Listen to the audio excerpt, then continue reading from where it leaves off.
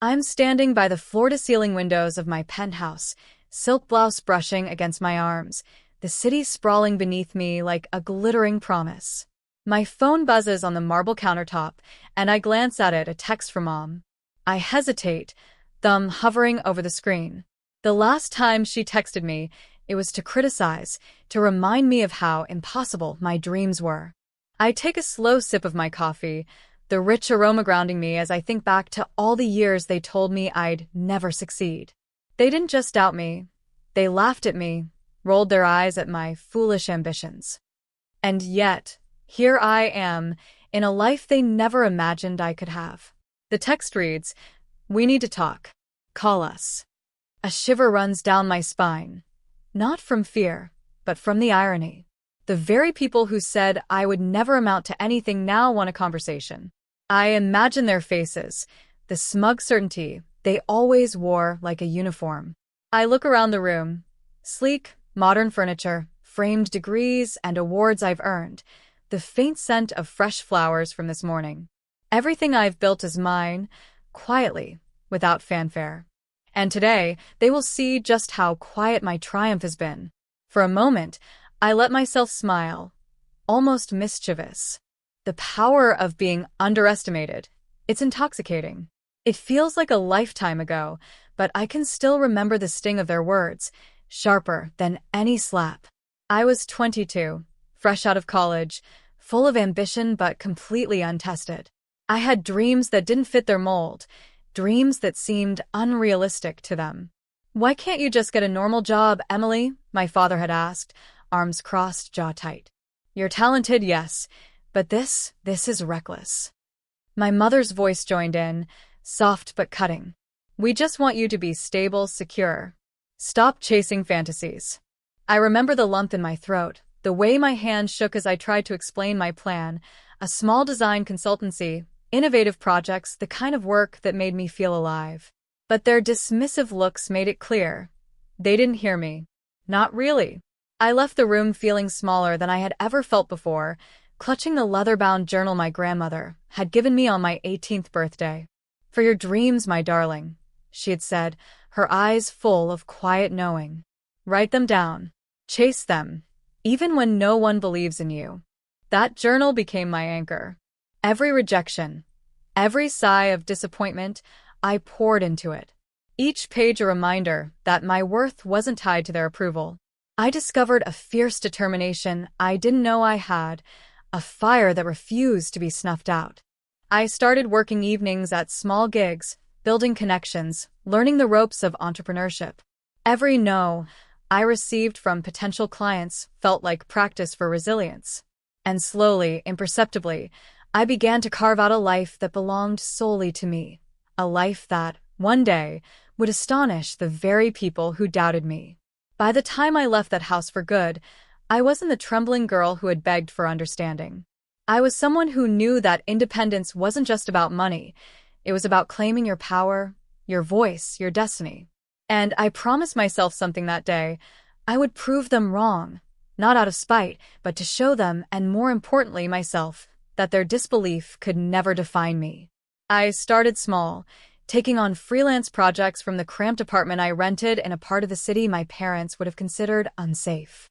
Every evening, after the world went quiet, I poured myself into design drafts, client calls, and marketing strategies.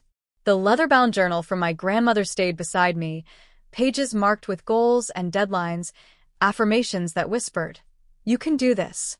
My first mentor, a seasoned interior designer named Claire, spotted me at a local networking event.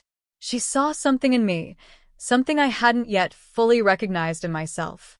"You have vision, Emily," she told me, "and don't let anyone make you doubt it." She offered guidance, advice, and sometimes the tough love I desperately needed to navigate clients and contracts. There were nights I doubted myself so intensely I could feel my confidence unraveling. My hands trembled over the keyboard, wondering if I had bitten off more than I could chew. Rejection emails felt like a dagger in the chest. But every time I remembered my grandmother's words, I forced myself to persevere, to learn, to improve. Small wins began to accumulate. The first client who paid me more than I'd ever imagined. The first design that made people stop and stare. The first email where a client admitted, "You exceeded every expectation." Each success, no matter how minor, strengthened my resolve. I kept all of it secret from my parents. They had no idea I was slowly turning my foolish ambitions into a thriving business. On social media, I posted modest updates, nothing that would draw attention. I wanted my victory to be mine, not a performance for their approval. By the time I signed my first major contract, a deal that would launch me into serious financial independence, I realized I had become someone I barely recognized in that young woman who left home scared and uncertain. I was confident, decisive, and capable of building a life that was fully my own. Every step, every sleepless night, every risk I took had led me here, not just surviving, but thriving, quietly and deliberately. And all the while, the image of my parents' disbelief burned somewhere in the back of my mind, a silent motivator. I didn't just want to succeed for me. I wanted to show that the girl they dismissed, the dreams they mocked, were stronger than their doubts. The day finally arrived. My parents had flown in unexpectedly, insisting they needed to see me, without realizing what they were walking into. I welcomed them with a calm smile, showing them into my office, the very space where I had built my empire, quietly, meticulously. The room was a testament to years of unseen effort: sleek mahogany furniture, abstract art commissioned from local artists, shelves lined with awards and framed contracts. The sunlight from the large windows caught the glint of a crystal vase I had splurged on months ago, filled with fresh lilies, the scent subtle, yet deliberate. They looked around, and I saw the flicker of disbelief in their eyes. They expected cramped apartments, modest offices, a struggling young woman barely scraping by. Instead, they were met with elegance, confidence, and undeniable success. I let them take it in, savoring the pause, the silence that spoke volumes. My mother's lips pressed together, my father's hands fidgeting with a cufflink as he tried to reconcile the woman before him with the girl they had dismissed. Finally, I spoke, soft but firm. "You always said I'd never succeed. That my dreams were foolish. That I was wasting my time." I paused, letting my words sink in. "Well, let me show you what I've done with that so-called foolishness." I handed them the official paperwork for my latest acquisition. Their eyes widened in disbelief. $1.9 million, this is our house?" My father stammered. "Yes," I said, letting the word hang in the air like a verdict. "I bought it. Every brick, every room, every memory. Yours to me now." Shock, shame, and something I almost felt as satisfaction crossed their faces. My mother's hands trembled, and I could see my father's jaw tighten as he struggled to speak. They had doubted me, belittled me, and dismissed my potential, but none of that mattered now. What mattered was that I had done what they said was impossible. I walked them through my office, pointing subtly to the awards and contracts that mapped the journey they never saw. I showed them how a small freelance job became a flourishing design firm, how strategic investments turned into financial security, how resilience and vision had allowed me to rewrite my story entirely. They absorbed it, some of it in silence, some of it in stammered questions. And I let them. Because the moment wasn't just about proving them wrong, it was about asserting the life I had claimed for myself. The life they had doubted was real, tangible, and fully mine. I ended the tour with a small, ironic smile. "I hope this helps you understand something I've known for years. Your disbelief could never define me. Your expectations did not limit my potential. And, in case you hadn't noticed, I am thriving." For the first time, I held the upper hand in our relationship. The girl they dismissed, the one they thought would never make it, was now in control. And with control came clarity. I could decide how much of myself to share and under what terms. "I didn't just buy the house to shock you," I said, letting my voice remain calm, yet unwavering. "I want to help, but it will be on my terms. Things need to change if we are going to have any kind of healthy relationship moving forward." My father looked as though I had asked him to walk on air, confusion mixed with a hint of fear. My mother's hands clasped tightly in front of her, as if holding herself together. I let them feel it, the weight of the truth I had carried for years. First, I continued, no more undermining or belittling anyone's dreams. Support and encouragement have to come first, even if you don't understand someone's path. Second, accountability. Face your responsibilities without excuses. I won't tolerate lies, blame shifting, or criticism disguised as advice. I could see their resistance fading, replaced with tentative acknowledgement. I wasn't asking for blind obedience, just growth. Third, I said, softer now, you both need to pursue something meaningful for yourselves. Not because I demand it, but because life is too short to waste on resentment or regret. Find your passion, your joy. And when you do, respect the people who are building theirs. I ended with a note of compassion, carefully measured but firm. I care about you, but I will not sacrifice my progress, my peace, or my happiness for old patterns that no longer serve anyone. The love and support I extend must be reciprocal. The room was quiet. My parents, for the first time in years, seemed to see me.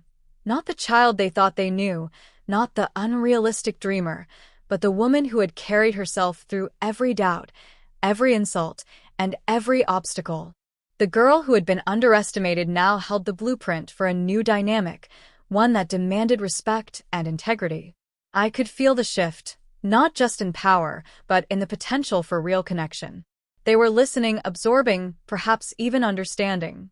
And in that understanding, I saw the possibility for healing, for a relationship built on equality and authenticity rather than fear and dismissal. For me, this was the ultimate victory.